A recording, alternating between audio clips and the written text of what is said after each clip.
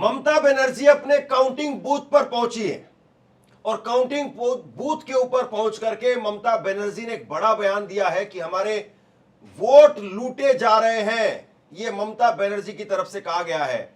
सबसे बड़ा सवाल यह है कि अगर राज्य के मुख्यमंत्री को यह कहना पड़ रहा है तो क्या इसके राजनीतिक मायने हैं या फिर सच्चाई में कुछ ऐसा हो रहा है। और इसके साथ साथ इस खबर के अंदर मैं आपको तस्वीर दिखाने वाला हूं कि किस तरीके से गोबर फेंका गया है, आग लगाई जा रही है, तोड़फोड़ की जा रही है, हंगामा किया जा रहा है, तूफान खड़ा कर दिया है। आखिरकार ये किस तरीके का चुनाव हो रहा है भाई। और ये चुनाव जो हो रहा है तो ये चुनाव इसको कहा जाएगा कि इसको युद्ध में जो है वो शाम दाम दंड भेज कुछ भी करके और किसी भी तरीके से, यानी नैतिकता और इसका कोई मूल्य नहीं है और कैसे भी करके जो है वो बस जीत हासिल करना है। सबसे पहले जरा ये तस्वीर देखिए आप, ये तस्वीर देखिए, ममता बनर्जी वो पहुंच रही है और जब ममता बनर्जी पहुंची है तो किस तरीके का वहां पर माहौल था।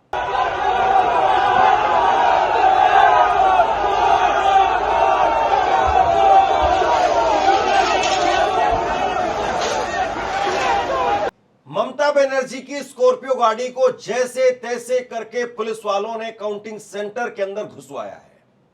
ये तो माहौल है भैया। 3 लाख की जो फोर्स थी वो कहीं नजर नहीं आ रही है और जैसे तैसे करके ममता बनर्जी को पुलिस वाले वो काउंटिंग सेंटर के ऊपर घुसवाते हुए नजर आ रहे हैं, उसके अंदर घुसवाते हुए नजर आ रहे हैं। ये आपका चुनावी सिस्टम है, इस तरीके से आपने चुनाव करवाया है। और अगर यही चुनावी सिस्टम है तो फिर आप बताइए कि आपका जो ये चुनावी सिस्टम है इसके अंदर कितनी धांधलियां हैं। ममता बनर्जी किस तरीके से यहां पर जा रही हैं, एक बार जरा तस्वीर देखिए।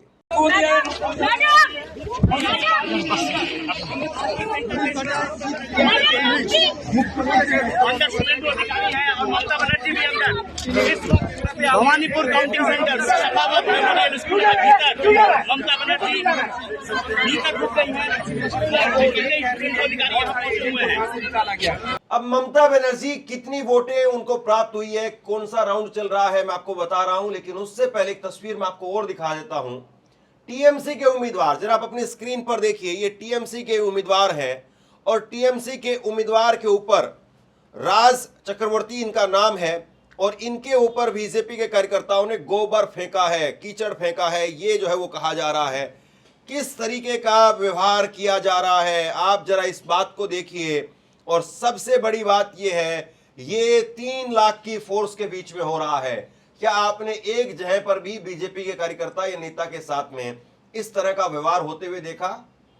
ये सीधे तौर पर बता रहा है कि हम चुनाव के अंदर पूरी तरह से चूर हो चुके हैं और वही हम करेंगे जो हम चाहते हैं। ये तस्वीर अपने आप में बहुत कुछ कहती है।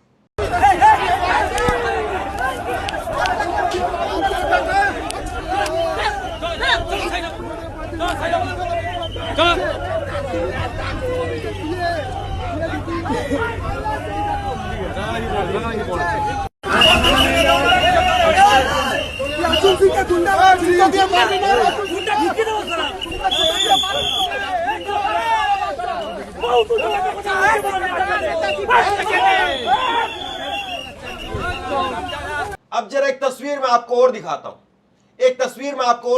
ये तस्वीर आप देखिए। और ये तस्वीर निकल करके सामने आई है जहां पर एक पेट्रोल पंप पर कुछ कुर्सियां लगी हुई थी और पेट्रोल पंप के ऊपर किस तरीके से जो है वो तोड़फोड़ की जा रही है। मुझे लगता है कि एक वानगी भर है और इस चुनाव का पूरा लेखा जोखा वो कुछ सेकंड में बयां किया जा रहा है।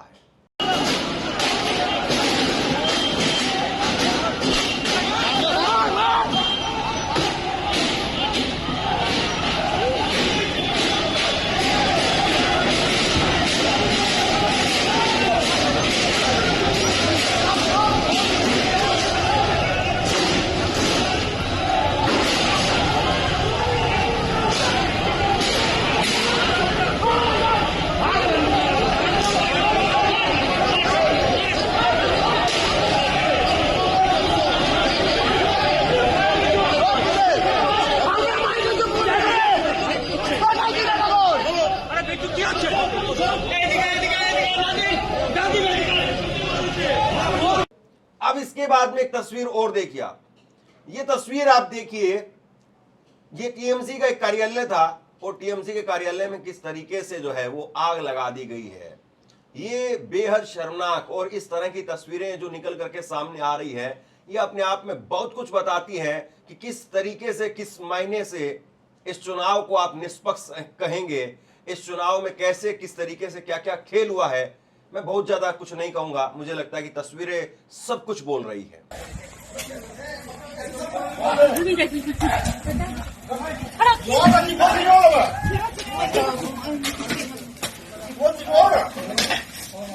ये तस्वीरें तो आपने देख ली, लेकिन अब हम आपको बताते हैं कि आखिर चुनाव के क्या क्या अब तक जो है वो नतीजे रह चुके हैं और कितने राउंड की जो है वो वोटों की गिनती हो चुकी है। सबसे पहले जो है अगर बात करें तो हम बात करेंगे भवानीपुर, जो कि लोकसभा विधानसभा में जो है 159 नंबर आता है। अगर बात करें यहाँ पर जो है वो हाई प्रोफाइल सीट में जो है वो ममता बनर्जी जो है वो सबसे आगे, जिनका नाम जो है वो आ रहा है, जिसमें अब तक जो है वो 13 राउंड की गिनती हो चुकी है और अभी जो है कुल मिलाकर के जो यहाँ 20 राउंड की गिनती होनी है। यानी कुल मिलाकर के जो अभी 7 राउंड यानी कि 7 राउंड जो अभी और होना है, जिसमें जो अगर बात करें अगर वोटों की, तो अब तक जो वो ममता बनर्जी को 46,726 वोट मिल चुके हैं।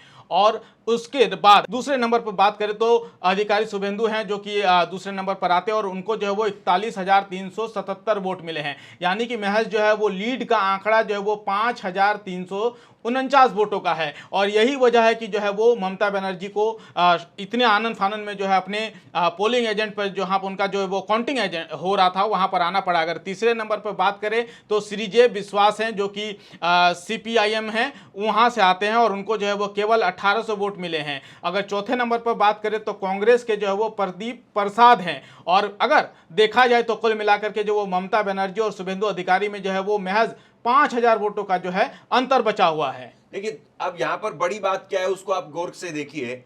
ममता बनर्जी वो 13 राउंड के बाद में सिर्फ 5,000 वोटों की लीड उनके पास में है। दोस्तों, मैं गारंटी नहीं दे रहा हूं, लेकिन मुझे बहुत हद तक ये लग रहा है कि ममता बनर्जी अपनी सीट चुनाव हार जाएंगी। मतलब चुनाव तो हार ही चुकी हैं, चुनाव तो हरवा ही दिया गया है, और कैसी हारी हैं और किस तरीके से हारी हैं ये सब तो आपके सामने है ही। लेकिन जिस तरीके से अब ये ट्रेंड चुनाव का दिखाई दे रहा है, संभव है ममता बनर्जी 7 राउंड के अंदर ये 5,000 वोटों की जो उनके पास में लीड है खत्म हो जाएगी। कुछ भी नहीं होता है 5,000 वोटों की लीड और 7 राउंड जब आपके सामने बाकी हो। ये भी कह सकते हैं कि 7 राउंड में वो लीड और प्राप्त कर ले और उसके बाद में हो सकता है कि 15-20 हजार वोटों से वो जीत जाए।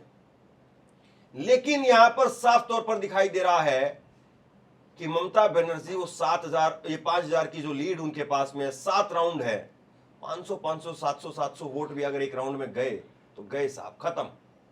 ममता बनर्जी चुनाव हार सकती है। और देखिए, लोगों ने जो वोट यहां पर दिया है, बाइपोलर किस तरीके से इलेक्शन हुआ है। पहले नंबर पर ममता बनर्जी 46,000 वोट है, दूसरे नंबर पर शुभेंदु अधिकारी हैं और शुभेंदु अधिकारी के पास में 41,000 वोट है, और तीसरे नंबर पर CPI के नेता हैं 1800 वोट है, और चौथे पर कांग्रेस है। कांग्रेस है चौथे पर और 831 वोट है सिर्फ। यानी कोई निर्दलीय भी खड़ा हो जाता है तो 831 से ज्यादा आ जाते हैं उसके, लेकिन कांग्रेस के सिंबल पर सिर्फ 800 लोगों ने वोट डाला। पूरी तरह से बाइपोलर इलेक्शन था। लेकिन उस इलेक्शन में अब ममता बनर्जी का बयान आप सुनिए। ममता बनर्जी ने कहा है कि हमारे वोट लूटे जा रहे हैं। ये ममता बनर्जी का बयान है, और इसीलिए वो खुद अपने पोलिंग स्टेशन पर आई है। वो 4 घंटे पहले भी बैठी रही थी और ये वो खुद अपना पोलिंग स्टेशन पर आ रही है। अब 2 बातें यहां पर समझने वाली है। अगर ममता बनर्जी वो अपने पोलिंग स्टेशन पर है और ममता बनर्जी अगर वो हार रही है या हार जाती हैं, तो इसके बाद में उनका क्या रिएक्शन होगा और क्या करेंगी वो। अगर एक तरीके से आप देखें तो संभव है कि वो बिल्कुल क्लोज मार्जिन में जाकर के जीत जाएं, यानी वो जीत तो जाएं लेकिन उनकी जीत वाली स्थिति ना रहे। ये भी संभव है कि वो हार ही जाएं, ये भी बहुत हद तक संभव है। लेकिन वो जो उनकी जीत होगी 35-40 हजार वोटों की जो जीत होती है, वो जीत नहीं होगी, ये तो साफ तौर पर दिखाई दे रहा है। आप सोचिए कि भवानीपुर उनकी परंपरागत सीट है, और परंपरागत सीट पर बाहर से शुभेंदु अधिकारी आकर के उनकी सीट पर अगर जीत हासिल कर रहे हैं तो बताइए क्या ही कहा जाए। और नंदीग्राम के अंदर उनकी परंपरागत सीट पर उनकी परंपरागत सीट पर आप बताइए जरा क्या आंकड़े हैं, क्योंकि यहां पर 41,000 उनको वोट मिले हैं, 13 राउंड की काउंटिंग हो चुकी है। परंपरागत सीट उनकी नंदीग्राम, वहां की स्थिति बताइए। वहाँ थोड़ी जो है वो बदलाव देखने को मिल रहा है। वहाँ जो है अब तक 15 राउंड की गिनती जो है वो हो चुकी है, और जिसमें जो है अधिकारी शुभेंदु जो है वो महज 1500 वोटों से आगे चल रहे हैं। ये एक बड़ी खबर हम आपको बता रहे हैं। दूसरे नंबर पर जो है वो टीएमसी के उम्मीदवार हैं, उनको जो है वो 1,05,68 वोटें मिल चुकी हैं, और पहले नंबर पर जो हालांकि अभी भी जो है वो शुभेंदु अधिकारी हैं, लेकिन वहाँ महज 1500 वोटों का जो है वो टक्कर चल रहा है। वहाँ पर अभी जो है वो 3 राउंडों की गिनती जो है अभी होनी है। तीसरे नंबर पर जो है वो सीपीआई के शांति गोपाल गिरी हैं, और चौथे नंबर पर अगर बात किया जाए तो ऑल इंडिया सिक्योर फ्रंट के अली एमडी सबरे मिराज खान हैं, जिनको केवल 1800 वोट मिला है। देखिए, अब एक बात तो बिल्कुल तय है, शुभेंदु अधिकारी का जीतना तय है। अब वो 1500 वोट लेकर के यहाँ पर नंदीग्राम में जीत करके वो भवानीपुर की सीट छोड़ेंगे, या भवानीपुर के अंदर वहां पर जीतेंगे और नंदीग्राम की सीट छोड़ेंगे। लेकिन वो जीतेंगे जरूर साहब। वो दोनों सीट हार जाए, अगर नंदीग्राम भी हार जाए और उसके साथ साथ भवानीपुर भी हार जाए, मुझे दूर दूर तक इस बात के चांस नहीं दिखाई दे रहे हैं, दूर दूर तक। और अगर ऐसा होगा तो फिर आप सोचिए कि क्यों होगा और किसके इशारे पर होगा। अगर वो दोनों जगह पर सीट हार गए तो बड़ा फिर जो है वो परेशानी खड़ी हो जाएगी, क्योंकि फिर तो मुख्यमंत्री की रेस और सब कुछ खत्म। तो वो केवल ये यहाँ पर 2 सीटों की लड़ाई नहीं लड़ रहे हैं। ममता बनर्जी तो एक तरीके से आप यूं कहिए अपने वजूद की लड़ाई लड़ रही है, लेकिन ये मुख्यमंत्री हारने और जीतने की लड़ाई लड़ रहे हैं। अगर नंदीग्राम में हार गए और वहां पर भी हार गए, भवानीपुर में भी हार गए, तब तो बड़ी करारी हार है। और आप जरा सोचिए इस बात को, नंदीग्राम जो इनकी परंपरागत सीट है, वहां पर ये शख्स सिर्फ 1500 वोटों से आगे है, और वहां भवानीपुर में 5000 वोटों का अंतर है। आप बताइए कि जो परंपरागत सीट है वहां पर इतने ज्यादा वोट, और अपनी खुद की सीट पर खुद की कॉन्स्टिट्यूएंसी के अंदर वहां पर वोट नहीं मिल रहे हैं, वहां पर सिर्फ 1500 वोटों का अंतर है। क्या आपको सामान्य लग रहा है सब कुछ? एक हुमायूं कबीर साहब और थे, उनका नतीजा क्या कहता है? बिल्कुल, मैं आपको बताने की कोशिश करूंगा कि आखिर वहाँ से जो है वो कौन आगे बढ़ रहा है, नहीं बढ़ रहा है। एक बार जरा मैं देख लेता हूँ, उसके बाद फिर जरा बताते हैं। तीसरी जगह जो है वो नौदवा है, जहाँ पर जो है वो हुमायूं कबीर, काफ़ी चर्चित नाम जो है वहाँ पर जो वो खड़े हुए हैं, और उनको जो है फिलहाल 80,000 से ज़्यादा मत जो है वो मिल चुका है, और उन्होंने जो वो लीड किया हुआ है। और राणा मंडल जो कि बीजेपी से हैं, उनको उन्होंने जो है वो पीछे रखा हुआ है। राणा मंडल को जो वो 55,086 वोट जो है वो मिला हुआ है, और 25,000 वोटों से जो है वो कहीं ना कहीं फिलहाल जो है वो हुमायूं कबीर आगे बढ़ते हुए नजर आ रहे हैं। अगर तीसरे नंबर पर करें तो तीसरे नंबर पर जो है वो शाहीना मुमताज खान, जो कि टीएमसी की उम्मीदवार हैं, वो अब काफ़ी ज़्यादा पीछे नजर आ रही है, और बहुत ज़्यादा देखा जाए तो पीछे हो गई हैं वो। चौथे नंबर पर जो है वो अबू सलाम है, जो कि कम्युनिस्ट पार्टी से हैं। देखिए, कुल मिलाकर के 25,000 वोटों की लीड जो इनके पास में है, 25,000 वोटों की लीड जो है वो इनके पास में है। और यहां पर पहले नंबर पर हुमायूं कबीर है, दूसरे नंबर पर बीजेपी है, और तीसरे नंबर पर टीएमसी है। यहां पर देख रहे हैं आप किस तरीके से जो है वो अच्छी चीजें काम करती है और किस तरीके से जो खेल होता है। तीसरे नंबर पर जो है ये चले गए हैं टीएमसी। यहां पर हुमायूं कबीर 25,000 वोटों से आगे चल रहे हैं। अब सबसे बड़ा सवाल ये है कि जिस तरीके से चुनाव के नतीजे निकल करके सामने आ रहे हैं, चुनाव के नतीजों को लेकर के जो तस्वीर इस वक्त में बन रही है, ये अपने आप में बहुत कुछ बयां करती है। हुमायूं कबीर का इतना आगे निकलना क्या कहता है, आप खुद अंदाजा लगाइए जरा। ममता बनर्जी वो अपनी सीट पर क्यों जो है वो लगातार पिछड़ती हुई नजर आ रही है, सुबह से कभी पीछे कभी आगे, कभी 1500 वोट से पीछे, कभी 1500 वोट से आगे, और अब जाकर के उनके 5,000 वोटों से जो वो लीड मिली है। लेकिन उस लीड को भी वो 7 राउंड तक बरकरार रख पाएंगी या नहीं रख पाएंगी, ये अपने आप में बहुत बड़ा सवाल है। हुमायूं कबीर किसी कीमत पर नहीं हारेंगे, ये मुझे साफ तौर पर लगता है, क्योंकि हुमायूं कबीर अगर हारते हैं तो एक तरीके से वो जो एजेंडा है वो फिर फिट नहीं बैठेगा। तो यानी बहुत तरीके से जो है अगर देखा जाए तो ये चुनाव नहीं है, बल्कि बहुत कुछ अपने आप में हो रहा है। और इसमें सबसे बड़ा सवाल ये है कि क्या वाकई बीजेपी के लिए इस चुनाव में इतना आसान रास्ता था, जिस रास्ते पर बीजेपी जो है वो आ गई और जिस रास्ते पर बीजेपी जो है वो आगे बढ़ रही है, 200 सीटें बीजेपी हासिल कर ले, क्या इस तरीके का चुनाव का नतीजा जो है दिखाई दे रहा था? ये अपने आप में बहुत बड़ा सवाल है। उधर तमिलनाडु में जो है वो विजय थलापति उन्होंने कमाल कर दिया, इतिहास रच दिया है, सरकार बनाने जा रहे हैं। असम के अंदर हिमंता बिस्वा शर्मा वो सरकार बना रहे हैं, केरल में कांग्रेस की सरकार बन रही है, पुदुचेरी के अंदर बीजेपी ही वहां पर जीत रही है। तो कुल मिलाकर के आप देखें तो चुनाव बड़ा ही उलट पुलट रहा है। और चुनाव के अंदर असम को छोड़ दें तो इस तरीके का प्रदर्शन कहीं किसी का होगा। कांग्रेस ने भी केरल के अंदर खूब झंडे गाड़े हैं, लेकिन टीएमसी की हालत जिस तरीके से कर दी, ममता बनर्जी की हालत जिस तरीके से कर दी और 200 सीटों से नीचे जो है वो कर दिया यहाँ पर टीएमसी को, ये अपने आप में, माफ कीजिए, बीजेपी 200 सीटों से आगे चली गई और 215 सीटों से अब टीएमसी जो है वो 85 सीटों पर आ गई। आप सोचिए कि चुनाव में किस तरीके से कहां पर कौन कौन से मोड़ से ये चुनाव होकर के गुजरा है। और सबसे बड़ा सवाल तो यही है कि अभी आगे इस चुनाव में ममता बनर्जी, उनकी हार यहाँ पर होगी, शुभेंदु अधिकारी, ये कैसेट जो है वो फंसी हुई है इस वक्त में, और किसका जो है वो गाना बजेगा और किसका गाना जो है नहीं बजेगा, अंदाजा लगा लीजिए।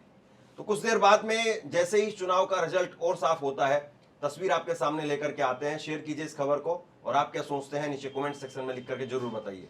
चैनल को सब्सक्राइब जरूर कीजिए। शुक्रिया, थैंक यू।